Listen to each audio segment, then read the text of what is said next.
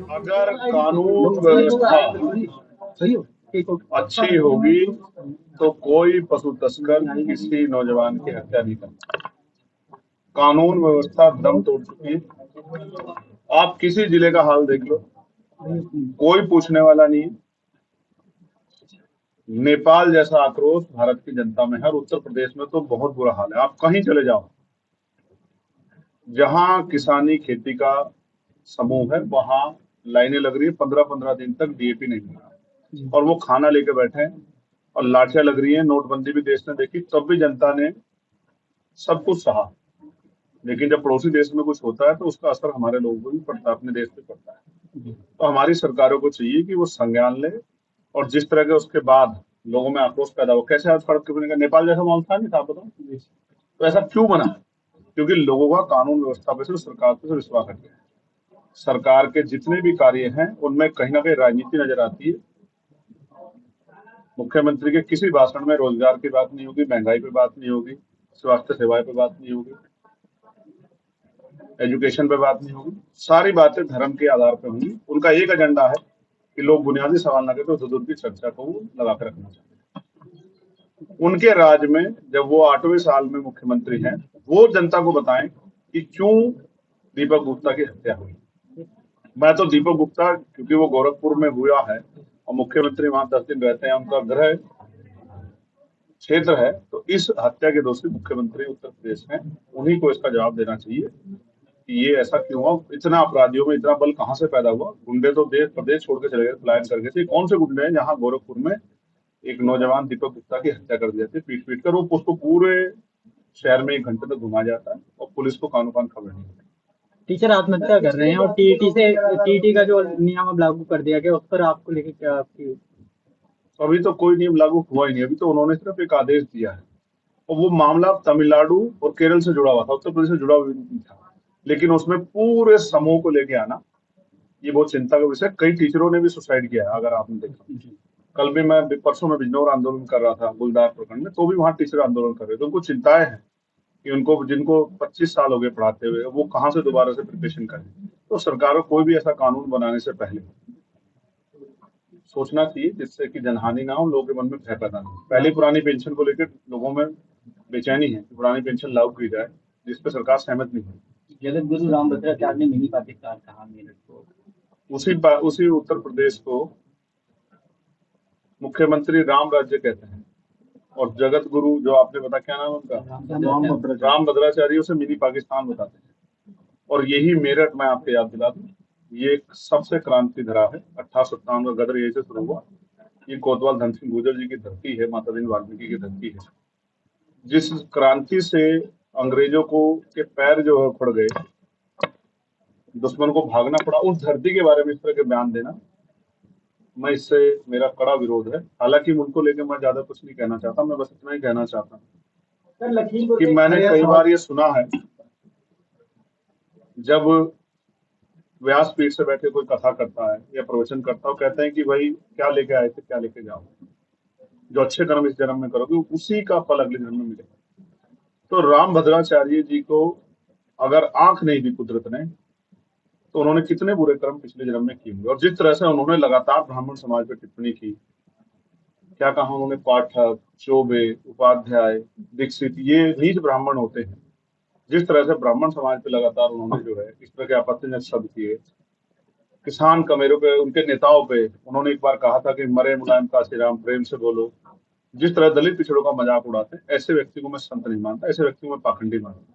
जिस तरीके से मायावती दलितों का चेहरा कर वो बाइक हो गई, कथावाचक थे उनको अरे आप जान रहिए, उनको माफी मंगवाई गई कि आप पिछड़ी जाति के, आप उनकी मौर्य जी की बात नहीं कर रहे। मैं बस आपको फिर ये कहना चाहता हूँ, सरकार शब्दों से कुछ कहती है लेकिन मनुस्मृति को मानने वाली सरकार उत्तर प्रदेश में है।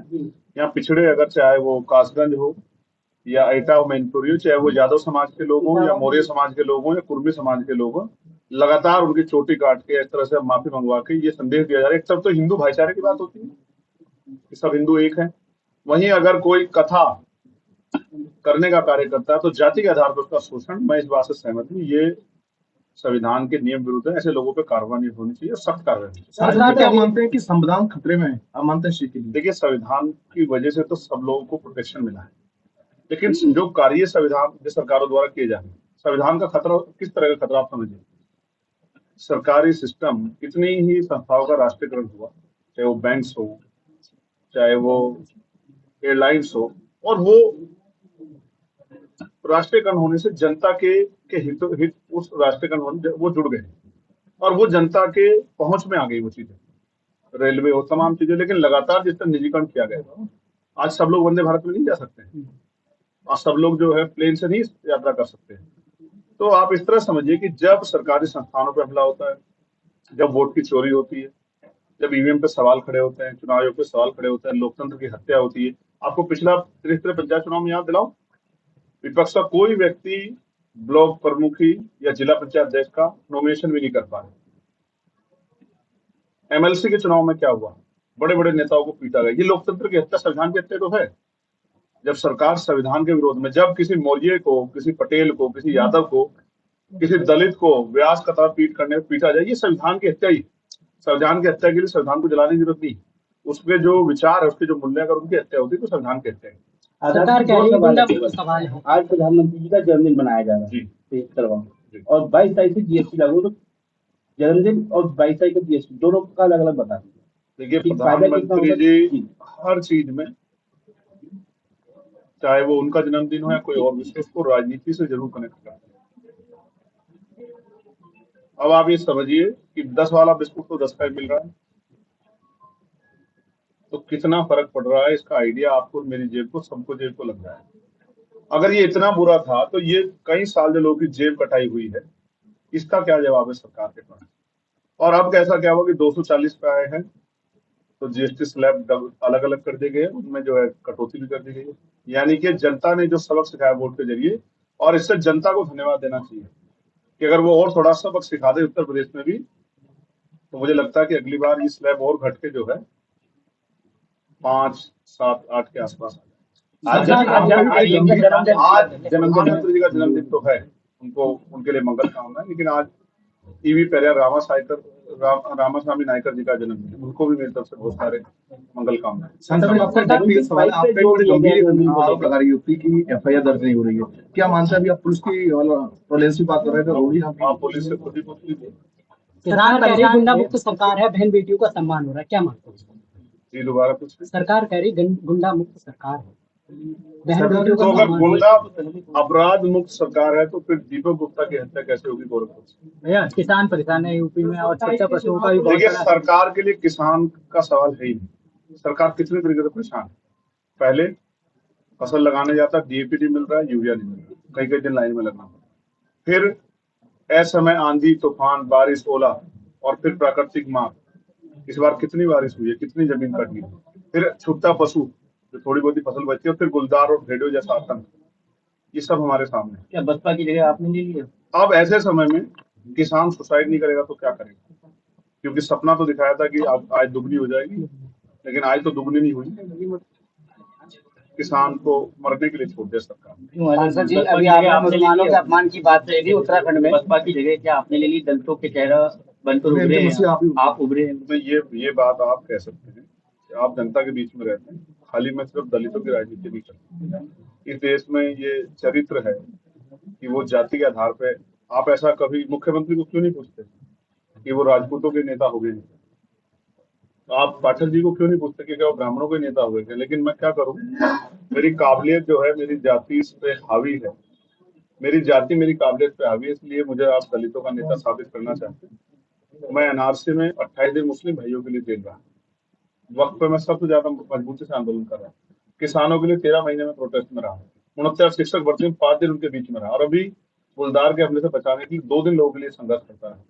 फिर भी अभी मुझे समय लगेगा आपको इस बात को समझने की, मैं एक व्यक्ति हूँ और जो लोग संविधान के मूल्यों के लोगों के लिए लड़ रहा है, हर कमजोर वर्ग के लिए खड़ा है। और जनता, आज जो लोग आए हैं, जो मेरा परिवार है, वो इस बात को आपके सामने स्पष्ट करेगा गाजीपुर में किस तरह का विश्वास पुलिस की पिटाई से मौत हो गई। किस तरह का विश्वास जनता के अंदर आजाद समाज पार्टी के संघर्ष से था।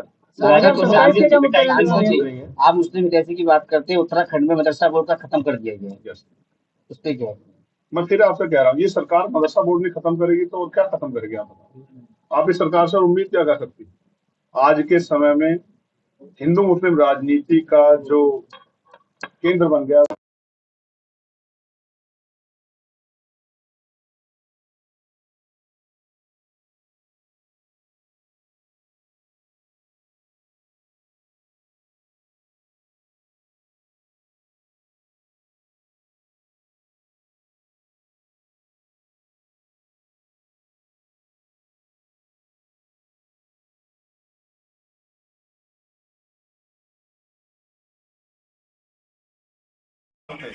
कि अगर उनकी सरकार में भाजपा कार्यकर्ता थाने पीट के मार जाता या फिर एबीपी के कार्यकर्ता को पीटा जाता तो इसका जवाब आप मुख्यमंत्री से मांगे। बीजेपी के यहाँ बहुत बड़े बड़े नेता रहते होंगे, मंत्री रहते होंगे, उनसे पूछें।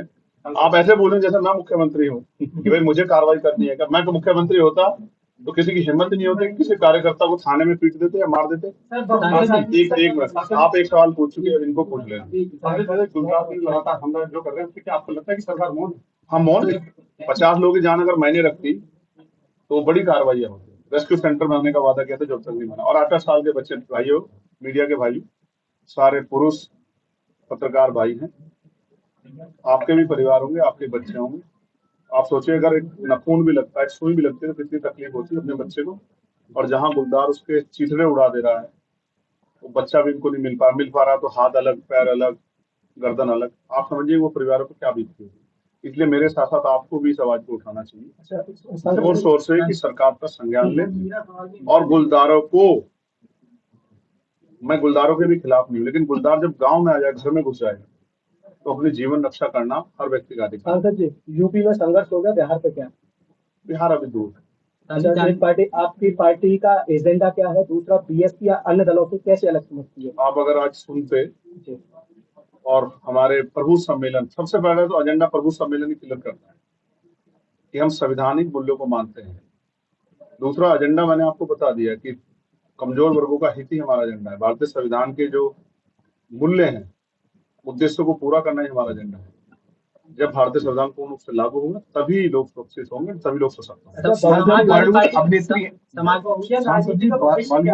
दिशा पाटनी बरेली की रहने वाली है, उनके घर पर ताबड़तोड़ फायरिंग की गई। अभी तक कोई पुलिस उनके लिए गिरफ्तार नहीं कर पा रही, बदमाश हो गई। इस घटना को कैसे देखते हैं? मैं क्यों देखने लगा इस घटना को?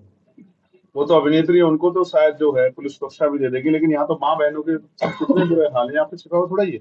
अभी जसपुर में जो कश्यप समाज की बेटी का जो अन्याय हुआ, मुझे तो उसको देखना है।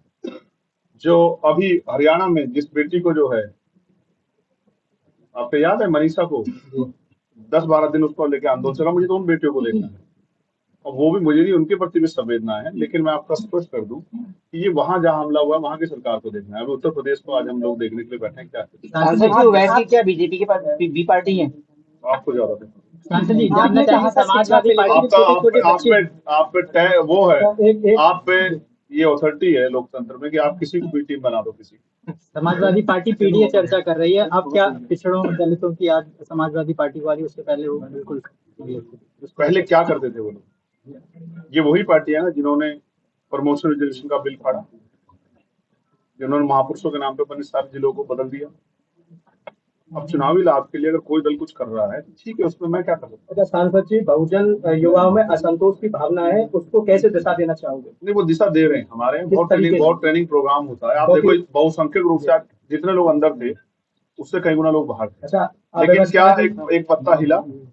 मैं डिबेट नहीं कर रहा हूँ। आपने एक सवाल कर दिया, जवाब सुनो, पत्रकार बनो, डिबेट मत करो। इतने भीड़ ने भी कितने अनुशासन ढंग से कार्यक्रम को सफल बनाया, ये इस बात का उदाहरण है कि आजाद समाज पार्टी भीम आर्मी का नौजवान अपने लक्ष्य को निर्धारित करके आगे बढ़ा। छोटे बच्चों की बात देखिए, ये बहुत इंपॉर्टेंट सवाल है। मुझे नहीं लगता आपके लिए सवाल है नहीं। सड़कों के हाल बहुत खराब है। और मैंने बरेली की खबर पढ़ी कि सीवर के गंदे पानी से होकर बच्चों को स्कूल जाना पड़ रहा है। और मैं समझता हूँ स्कूल जो है भविष्य का मंदिर, उसी में भविष्य बनता है, उसी में जो है भविष्य निर्माण होता है। तो अगर जो सरकार खड्डे ठीक नहीं कर पा रही, सीवरिंग की व्यवस्था सही नहीं कर पा रही, सरकार को जवाब देना आपने चाहिए। सड़कों की बहुत बात निकम्मी की, सरकार आपने सड़कों की बात की, एक बात है आवारा पशुओं की बात, छुट्टा पशुओं की छुट्टा बात, पशुओं की बात। छुट्टा पशुओं के लिए मैं सभा में भी बोला, मैंने यहाँ भी बोला कि छुट्टा पशुओं से भी बहुत नुकसान हो रहा है। एक सबसे बड़ा नुकसान है, वाकई आपने सही मुद्दा उठाया, मैं आपका धन्यवाद देता हूँ। जिस तरह से छुट्टा पशुओं के हमले बढ़े हैं, आज ही मैंने पढ़ा, कई वीडियो देखी, किसी व्यापारी को, जो बहुत फेमस व्यापारी थे किसी जगह के, उनको उठा के और उसने छुट्टा पशु ने, आजमगढ़ की शायद घटना है, जगह जगह नहीं नहीं बहुत इंपॉर्टेंट, आज ही मैंने पढ़ी, क्योंकि बड़े लोगों की भी जान गई, सिर्फ गरीबों की नहीं जान। उन्होंने पलट दिया, मौके पे शायद उनकी डेथ होगी हेड इंजरी से। मैं आज सुबह ही पढ़ रहा था। आप समझिए कि किसी की भी कोई जान को नुकसान हो सकता है, और सिर्फ राजनीतिक लाभ के लिए उत्तर प्रदेश सरकार ने जिस तरह की छूट दी है छुट्टा पशुओं को, उसका खामियाजा आम जनता को भुगतना पड़ा। सरकार को अपने फैसले